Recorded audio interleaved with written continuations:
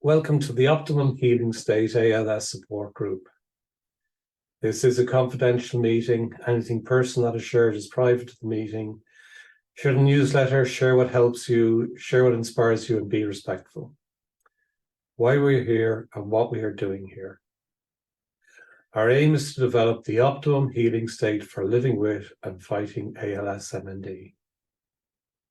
Since ALS is a systemic chronic degenerative illness that affects body, emotion, and mind, we are faced with a challenge few people understand.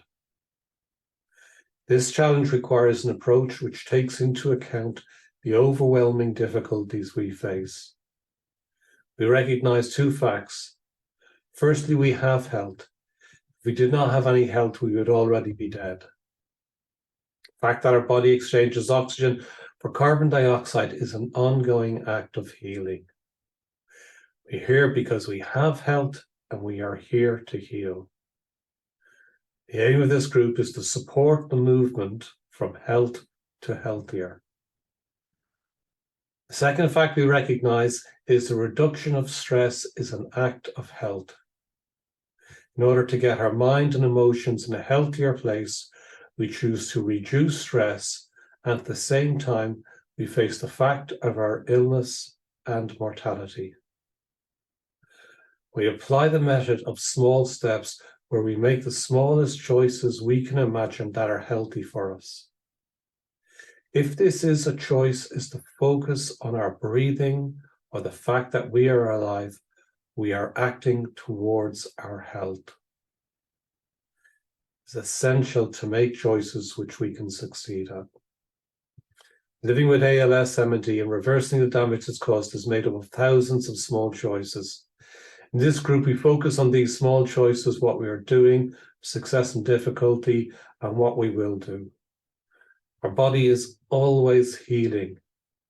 By reducing stress and giving ourselves successful choices, we are helping the body to heal. We accept we don't control the outcome of our choices or things beyond our control. But we can make successful choices to help our healing process every day of our lives.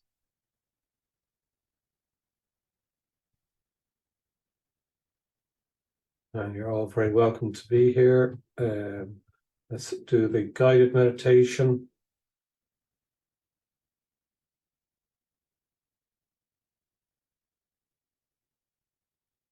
Practice of meditation is a process of tuning in. The process of meditation is the practice of tuning in. As you hear this voice, you're tuning into what I'm saying. When you're tuned in, you can understand the attitude and meaning behind the words. When you practice meditation, you listen to your environment. You become sensitive to your experience. At the same time, there can be lots of internal activity, noise, and busyness.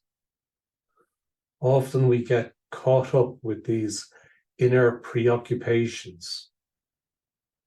And in meditation practice, we notice this. I'm caught up. When tuning into our inner environment, we have moments of self-awareness, noticing ourself that is aware. And good meditation practice is continuously tuning in to this awareness. Anything can be used to support the natural process of tuning into awareness.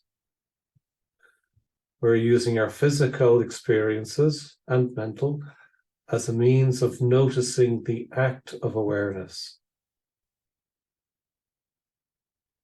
So by following my words and being aware of their meaning, you may notice that you are aware. You're aware of the words meaning something. You're aware that you're aware. Similarly, looking at the clouds, the sky behind, or the inside of your eyelids when your eyes are closed. Notice that you are seeing.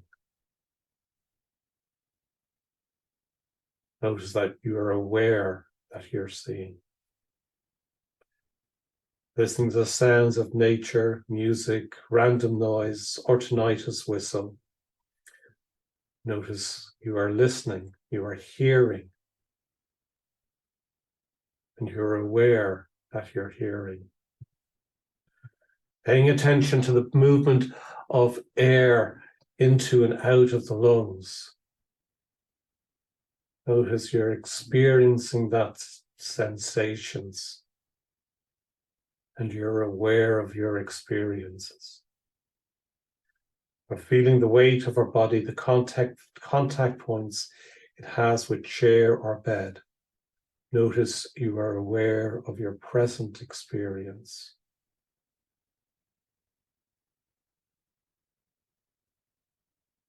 Often we have reactions, emotions, and thoughts. Their energy captivates us, even if we want different. We become aware of that too, and choose to notice ourselves being aware. There is something deeply peaceful about self-awareness. In the act of awareness, we experience unconditional calmness, acceptance, and the knowledge that we are alive. We'll take a moment's silence, a minute's silence.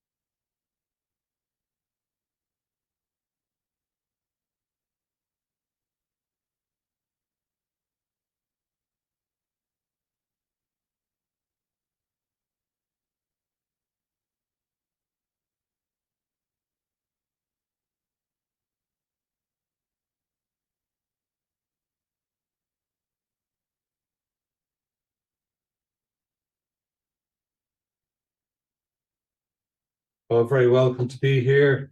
Amy, Joanne and John, Priscilla, John X, and Eric and Sarah. It's great to see you.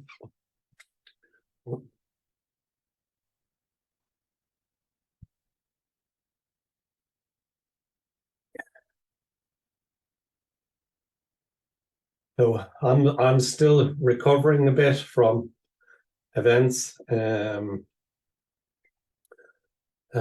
which is a little bit up and down with my energy. So today was really a bit of a washout. I suppose yesterday was busy enough. And I did do some early stuff, some stuff this morning. And then after that, that was it. I've just been wiped out, really. And that's okay. There is one of the things actually I want to talk a little bit about is my recent event, and I want to talk about it in the context of optimum healing state.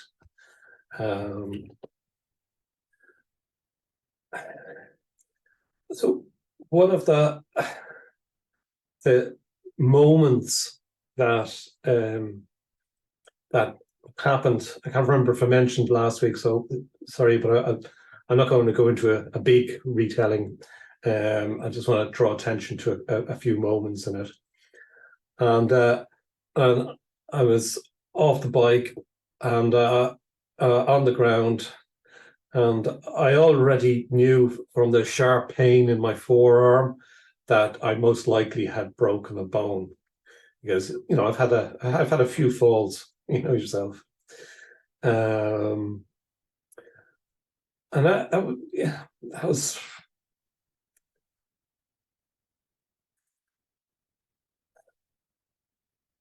that upset me a bit. I thought, oh fuck, I have ALS, I have this autoimmune, eosinophil autoimmune illness, which is really caused me quite a lot of problems this year. And recently I sort of stepped back at the beginning of the summer to concentrate more on my healing protocol, my healing commitment to myself. And I got good success with it. I was really happy. I was improving again, and and I was on my way down to the sauna, which is such a strong part of my protocol, and so I was just like, I just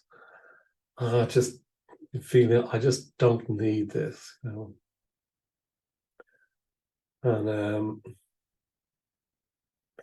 at the same sort of time, when I was lying there, in the first few seconds of lying there, I noticed that after coming off the bike, and I was pretty much in the middle of the road, that nobody had run over me. And I was quite happy about that.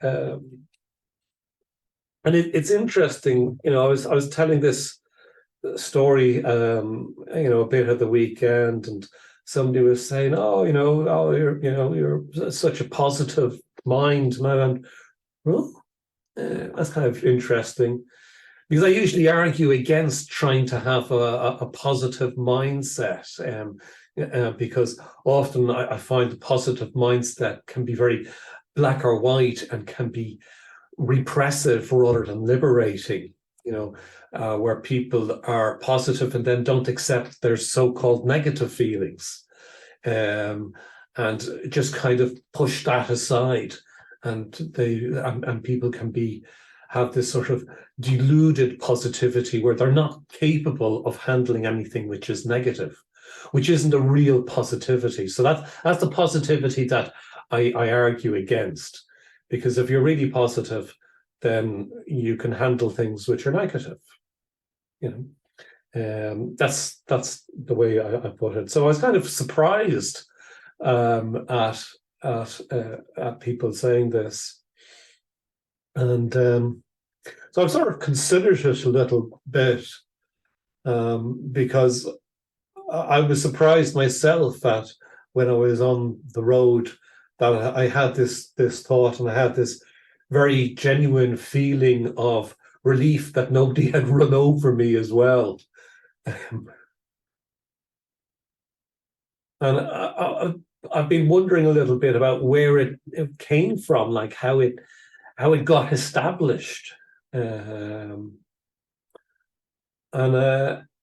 there's been a few things this year which have really focused me. When I did the 10-day meditation retreat earlier this year, and I was drinking some decaffeinated coffee at the beginning of it, really nice stuff, organic. And for whatever reason, after 3 cups of it, it upset my health balance so badly that I lost motor neuron efficiency. So I had a massive reduction in my effective motor neuron signal. I couldn't move that means I couldn't move my toes, I couldn't move my ankle, even my legs, big problems. And it took 3 days because of drinking something that was wrong. And I was,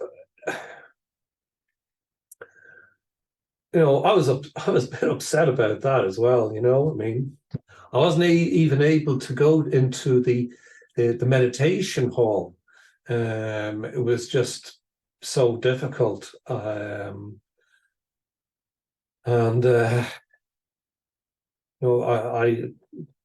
would have had to be carried there. I think it was 3 days, after this lap started.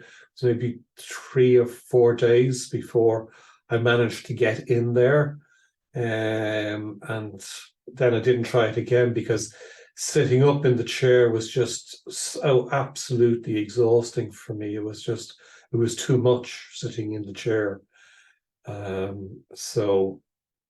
left it another day, and I mean, I started improving a bit, and I had all my supplements with me, and I had my cannabis with me, and all that stuff. So, I had my program with me. I had my chi machine. I had my bionic gym. So I had some good kit with me. But during that, I was thinking about what's the best thing to do in this circumstance, and how difficult or even impossible it is to accept the big news, the big diagnosis news, and how are the big challenges are things that which we don't have direct control over, are really difficult for us.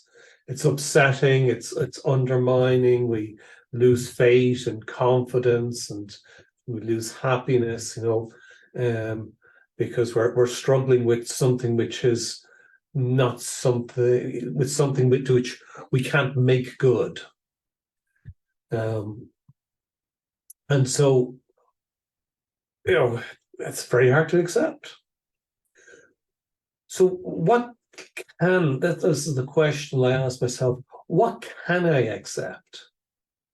What can I accept without, in fact, the phrase I was using was one step up from acceptance. The phrase I was using was welcome. What can I welcome? Because, if we can welcome something in, we have a good relationship with it then, right? Like we welcome somebody into our house, and so come in, you're welcome, you're welcome to be here. I mean, the fact is that this is already in the house, we're welcoming something which is already here. Well, maybe that's a big enough change. Instead of resenting what's here, is welcoming what's here. And again, I want to be careful about it. I'm not asking anybody or suggesting to anybody that they welcome having ALS. I don't suggest that. I think that is a huge ask. It's a huge demand on ourselves, which I don't know how to make that. I think that's a really unfair thing to can often be a very unfair thing to make. How can we welcome in all of these losses? Well, the difficulty is the size of what we're welcoming in. When we're welcoming, if we try to welcome in something, which is of huge difficulty, obviously that's going to be really hard. But if we're capable of welcoming the difficulty or the experience that I'm having in the present, whether it's a difficulty or whether it's something else. But if I'm capable of welcoming in the experience I'm having in the present, that's enough to change things. When I was there in doing the retreat, and I couldn't really walk and stuff, or extreme difficulty, I had to go to the bathroom, I had to go up one step and I had to go down 2 steps. I was hanging on to light switch fixtures on the wall to give myself just a little bit of balance, because my right leg didn't have it. It didn't have any balance. I could use it in peg leg fashion, if you remember that. You just peg on it. You don't really try to use the ankle or the toes. You just use it as a peg to lean on, and kind of pivot the left forward a bit. But this was it. This was the acceptance of the experience that we have right now in this moment, and that's what I did during the retreat. And in the end, I shared that at the end of the retreat, and it's something which is always valuable. And so I think, I've been practicing more of that. And, this is a small choice matter. This is a small steps thing. This is, how can we make a step smaller than the present moment? There's no smaller moment than the present moment. So this is this is the real working of the small step strategy. And I think this was why I was, afterwards with the crash down, with the accident, when I was in the ambulance, I was feeling the, oh, hell, and I felt a bit emotional. I said it to the AMBO staff, and I just said to them, says, look, I've got this and I've got this. So I've just got so many symptoms that I'm challenged with managing on an ongoing basis, and now I have to deal with this as well. And so if I get a bit emotional now, just don't worry about it. Don't write it down, because the doctors react to it and they take it too seriously. And it's just natural to feel upset in these circumstances. So, they didn't mind, And then they gave me incredibly strong painkillers that you inhale. And that kind of, that was a bit of a distraction, that was. But I was in the hospital, and all of that was kind of fine, and that. And after the operation the next day, I didn't get any replies from a couple of friends. And I was, I was feeling a bit miffed, and that was kind of a low point moment as well. But on the scale of events disturbing our lives and creating problems or whatever, difficulties, on a scale of 1 to 10, really this is 2 to 3, not particularly significant. And I found that I was surprised when I sort of looked at myself and went, yeah, okay, what number is it? Where is this at, really? And it's like, yeah, kind of 2 to 3, about that. And I'm surprised. I'm still a little bit surprised. I'm still a little bit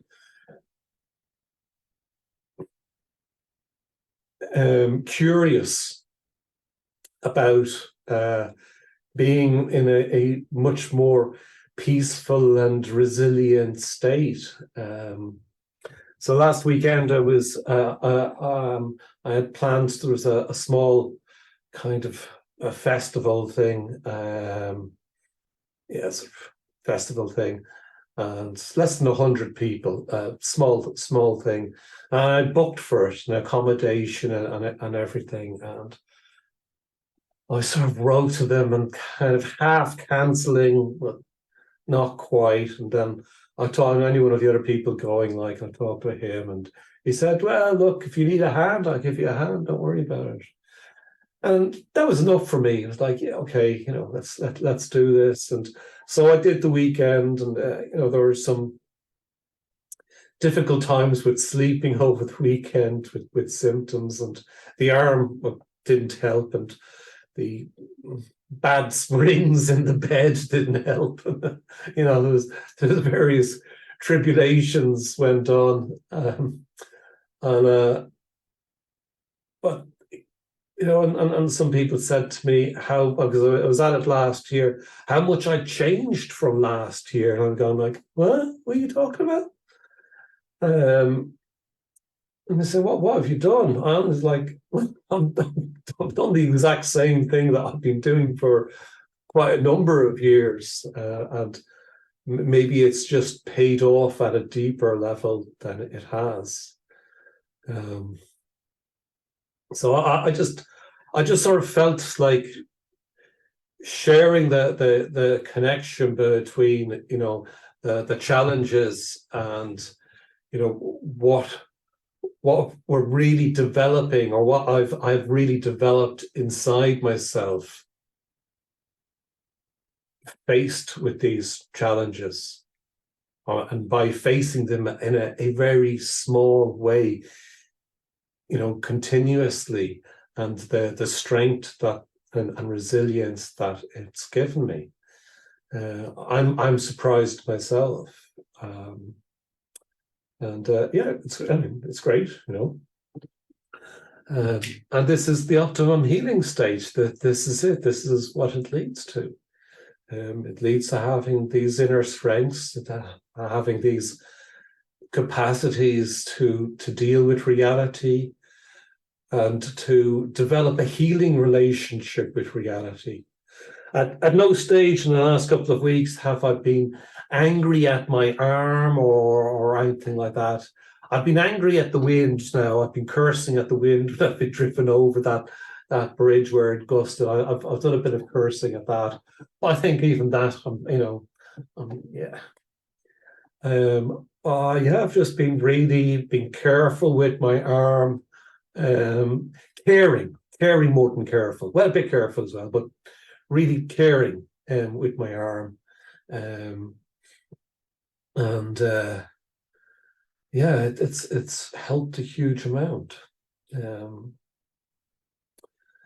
So I just thought I'd share this story with you today, because I'll probably forget it a little bit.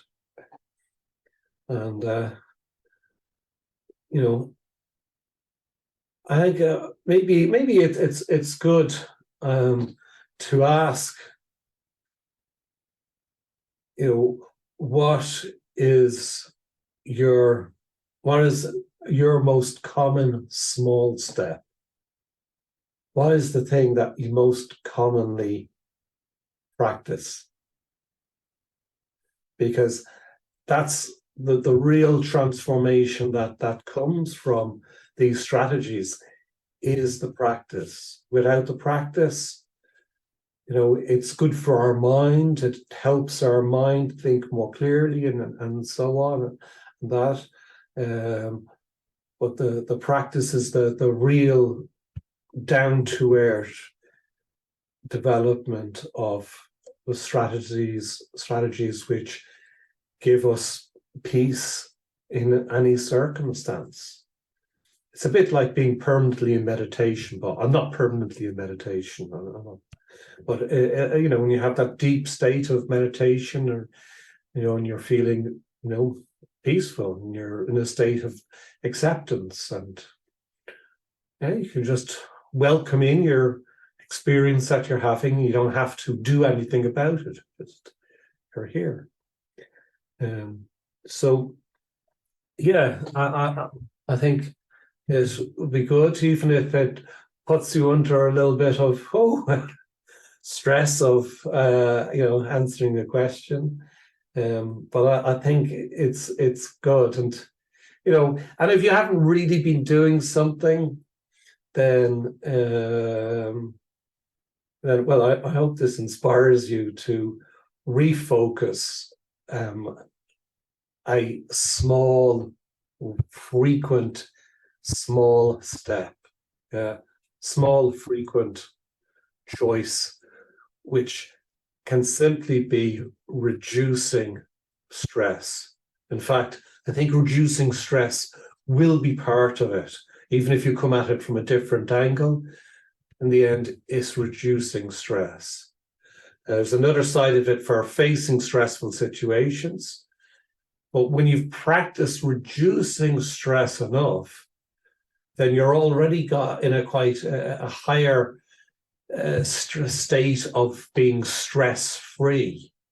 And so when something stressful comes along, you have more capacity of dealing with it. Whereas the person who has got a blind positivity might believe that they're stress-free and in a positive state, but they're not capable of dealing with the challenge. Do you see the difference between the two? So yeah, so that's my question to encourage you and to share, because or if you want to share something, but I think it's good to keep the focus on the small step. I never stop practicing it. I don't always think, okay, in terms, in my mind, I don't always think in terms of, yes, practice small step. What I do automatically do is I let go of my breath, which we've spent a bit of time practicing and focusing on, because it's always available and it's natural, it's happening already. So it's just working with what is happening, just breathing out and letting go. So yeah, so this is my question for you then, is to feedback a little bit to your peers about your small step.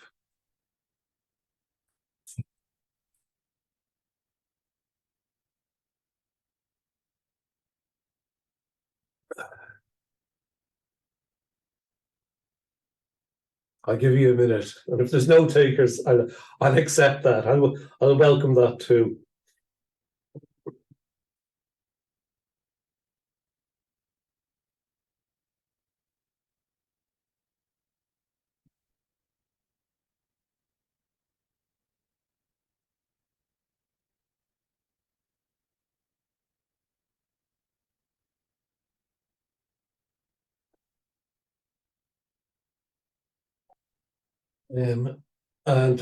From John P. Meditation, music, visualization. Oh, that's a lot. That's fantastic. That's amazing.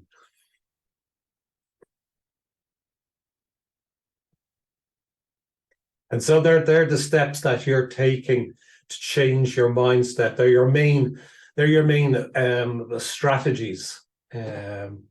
Because for me, I'd call they're more than small steps. That's the way I think about it. But they're bigger things. They're like strategies using music, and you know, the small step is the frequent trigger. So it's part of the meditation process. It's part of the visualization. And I'm not a big music listener, but yeah, if you're continually re-engaging with the music again and again and again, because I suppose you get distracted and then you engage with it again. All of that, yeah, there's many small steps in all of that. Thanks, John. From Amy, I try to reach for a slightly better thought when I'm upset or angry, just a slight shift up. Oh, nice. Yeah, I like that. You're accepting where it's at and, you know, kind of waiting in the space, looking to see, yeah, okay, is there a better thought or response to have in this circumstance? And yeah, you know, and then when it's just a slight shift up, we're not talking about a stressful demand, and so that's really great. That's really key. Brilliant.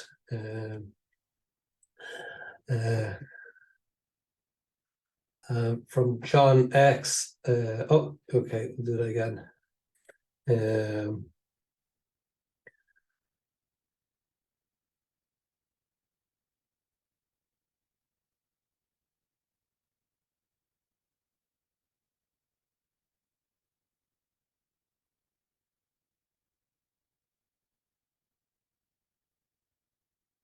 It's not about, what I say is right or wrong or better or worse. It's what works for you. It's what brings you deeper into your healing state, because it's your healing process. That's the only one that you can live, is your one. So I've no expectations that it's the same as me. We're all different, and our healing dynamic, our healing structure, that can be different. It is different for us.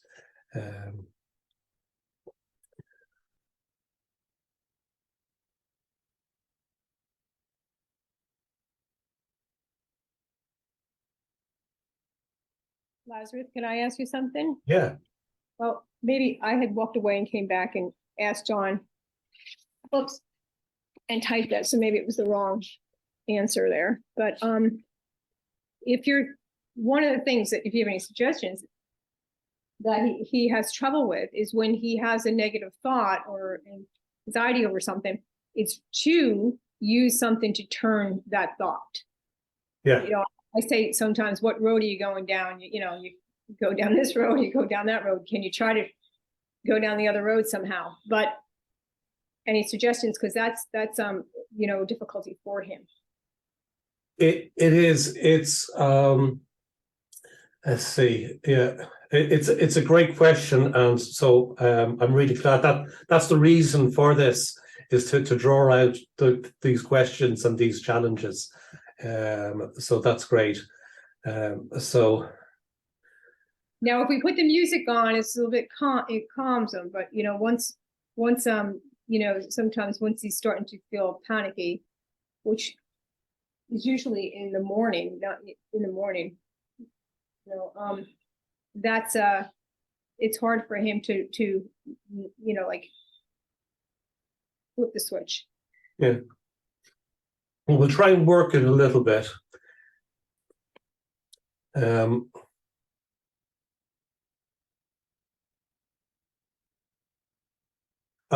What's one of the things that's interesting, what you said there, and I'll take a clue from it to understand better, is that when you put some music on, sometimes that makes a difference.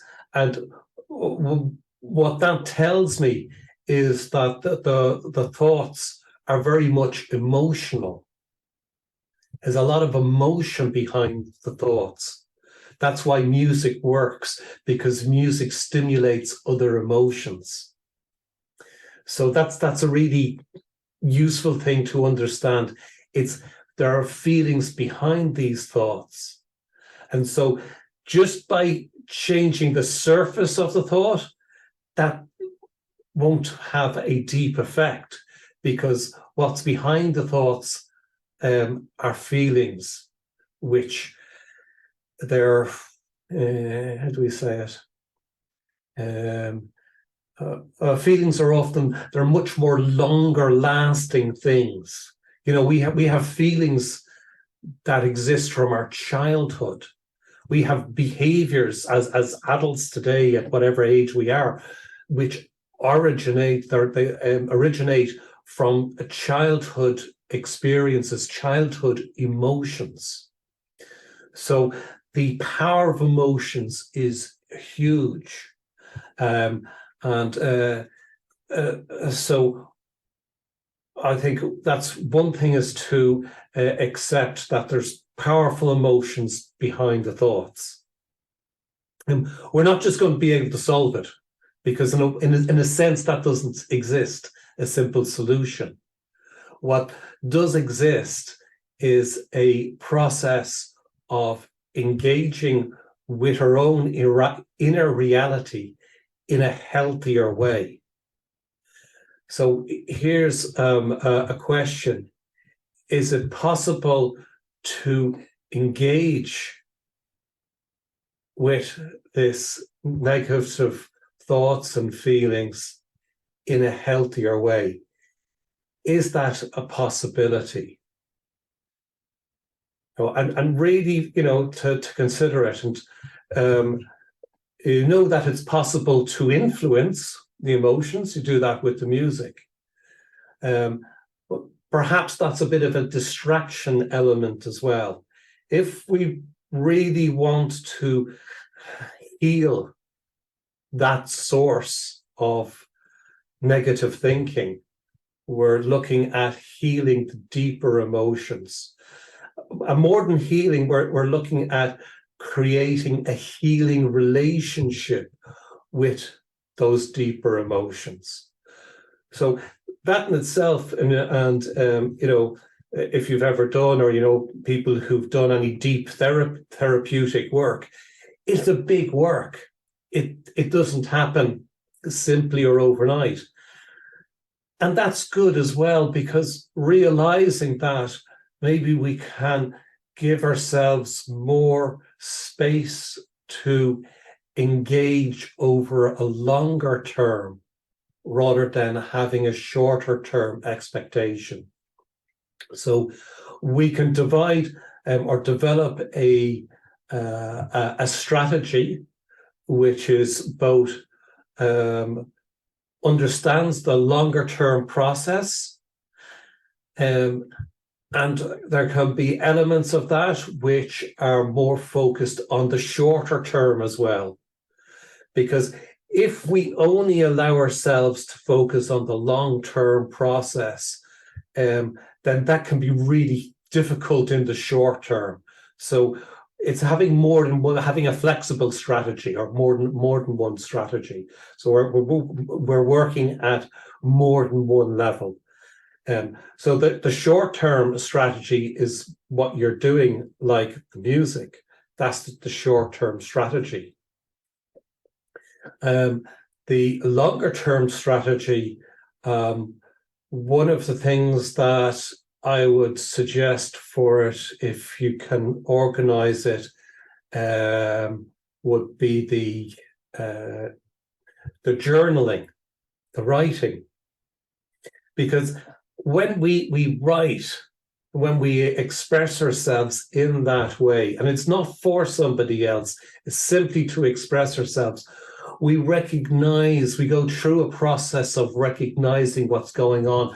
And so it kind of goes outside of us because it becomes written down. And that in itself starts to change the relationship with the difficulty, with what we're writing about. So even if writing starts out at, I'm just describing what the negative thoughts are, and going through it and getting it all down. Is there anything more? So that everything is written, and it's to engage in that. So because we need to deal with the state of mind in the present, and the music is supportive but somewhat distracting. So it has its place, but it's not really engaging. So the journal diarying, that process is engaging. And when we list out our negativity, our negative thoughts, then we can ask, what is the smallest thing that I can do amongst all of that will make a difference? Even the smallest difference, because we're trying to really, because just to change our mindset from one thing to another, very hard. So when we start that process of change on something small that we can change, that does make a difference, even if it's just a difference in our own mind, that doesn't matter. In fact, that's what matters, that it makes a difference in our mind. Not a permanent difference, because there is no permanent. Our mind is always changing. When does our mind not change? It changes between morning and afternoon. It changes between 1 minute and the next, and 1 year and the next. So there's not a completely, there's not a set of thoughts in our mind which is fixed. Yeah, so if we're trying to fix our mind in a state of positivity, then we're working a bit against the natural way our mind works. So when we accept our mind is engaged with more negativity, then we can recognize that, we can write it down, we can express it. And even that means that we are choosing to be less a victim of our thoughts, and we're choosing to engage in a healthier way with it. So, that's some common elements that you can do, but there is no getting away from engaging with our emotions. And I think one of the strategies, which is definitely short term, is it long term as well? Maybe. Which I've used, and do I still use it? If I think about it, maybe, is to set an appointment, to dedicate a part of the day, whether it's 10 minutes or half an hour, to consider these negative things. So we actually give permission to ourselves to think as much negativity as we want for, this 20 minutes between 11 and 20 past 11. You see what I mean? So, and after that, we're going to listen to some music, we're going to listen to something uplifting. But for that 20 minutes, we're just going to listen and let our mind think whatever it wants. So we're not going to try and interrupt it. We're just going to listen to it. And when we do that, something really interesting happens. I do this in my, this is part of my old meditation process. You just listen to the thoughts that are going on in the mind. And if I'm not reacting, it's great. Now, if I start reacting, then I'm listening to my reaction. Yeah. If I'm judging my thoughts or myself or somebody else, then I'm listening. That's just another bunch of thoughts. Judgment is just another bunch of thoughts. And I'm listening to that as well. It doesn't matter to me what my thoughts are. When I'm doing this, makes no difference. I welcome them all being here right now. And when I do that, when I listen to them, well, my thoughts, which is a part of me, which are a bit traumatized, which is why they're shouting about whatever. It's the same as somebody else actually listening to me, talk about some difficulty, and somebody's really listening. You feel that, and we feel better. And we can actually do that for ourselves by just listening to our thoughts and just accepting them. And when we do that acceptance again and again and again and again, and so that we don't mind accepting them. And when we get to the stage, we don't mind the negativity, we don't mind. We just accept it. It's okay. And we actually get to the stage of enjoying the process of acceptance. That's what actually develops. So our center of interest of being orientated and engaged and caught up with the negative thinking, we've actually shifted from that to the experience of accepting, which is a lovely experience. And this is the process of doing it, or that's a description of it. So there's a lot there. I just want to, for John X, I believe I will reverse my ALS. However, my life is in God's hands. Well, that's not a small step, John. That's pretty big stuff. I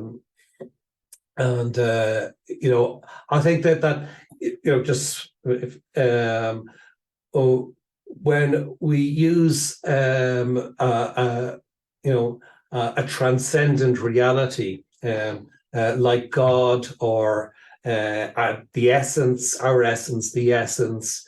There's different ways for approaching that. And so what I mean by transcendent reality, I mean something that's not affected by the difficulties of life. Yeah, it's something which is not, it's not affected by it. And that's part of ourselves, and that's part of what we discover in the meditation experience. And there is this real close parallel between meditation experience and mystical prayer of any religion. There's a lot of similarity there, and having that belief of that you will reverse ALS is something which is obviously very strong for you, and that supports you and guides you, and that's a fantastic belief to have. That's fantastic to have. And if I just speak more generally, it's not, from my perspective, or perspective of Optimum Healing State, it's not actually necessary to have a belief about the future, because we're all of our focus is the aim is to heal ALS. So we all have that as our focus. And from the point of view of Optimum Healing State, the more that we can do in the present, the stronger the healing is. So the alternative to having a belief about the future is having a belief about the present. And the belief about the present, which we can observe for real, is I am healing. We can notice our body's cells healing in the present, in every breath we take. So we have this present sense or present experience of healing, which we can tap into. Like what I've been describing there, of moving over from this orientation and strong engagement with negativity to this orientation and experience of acceptance. So, this is a real healing process which takes place in the present. We don't need to have any future outcomes, because we're in the present experiencing healing. And this is where it's most effective. So that's great. That is, I'd say we're probably up on there. I've probably got over, have I? Oh, spot on. And that's great. So I'm done anyway. I'm ready to leave it there for today, and it was great to see you.